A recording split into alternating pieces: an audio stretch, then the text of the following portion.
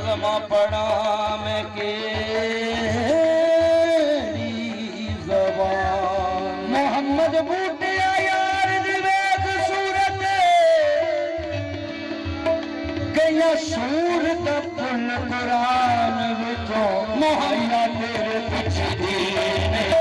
ईमान भूल गए माया तेरे पिछे जाने की जान भूल गई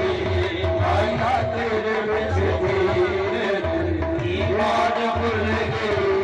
सब अपने बेगाने की जान भूल गई माया तेरे पिछे दीने ईमान भूल गई